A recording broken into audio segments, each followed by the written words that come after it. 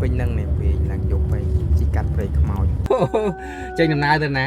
ទៅដាច់ហ៊ីក៏ដាច់ទៅថតកាហ្វេអូខេចេញដំណើរទៅហើយទៅថតកាហ្វេនេះជីបានមកទីដល់កំពង់ច្រឡងឆ្លងកំពង់ច្រឡងក៏ដាច់ហ្នឹង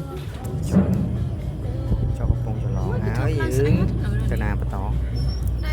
ទាន់ទៅក៏ដាច់ទេឆ្លងទៅក៏ញ៉ាំទៅពូទៅថតក៏ញ៉ាំទៅ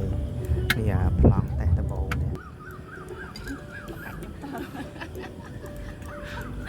តពីថតហើយជីដល់ញ៉ាំពិសាពេញនឹងនេះពេញឡើងយកទៅជីកាត់ព្រៃខ្មោច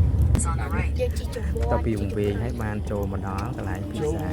ទីបំផុតទឹកអីគេកន្លែងគេហ្នឹងឃើញគេថតតាម TikTok អីដើម្បីមើលតំណមកគេដែរចូលមកឃើញអាស័យដបពូនប៉ោងនេះយើងឆ្លងពីអាហ្នឹងទៅដើរទៅទៀតដើររហូតទៅដល់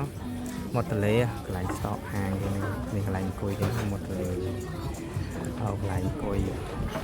មកហ្នឹងភីវច្រើនហូសអង្គុយហើយយើងមើលមកភីវច្រើនភីវសបតទេ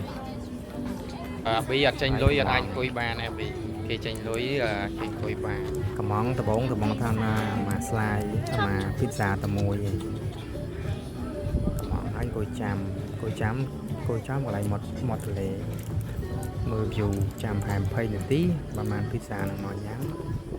តែ view ស្អាតត្រជាក់ខ្យល់ល្អ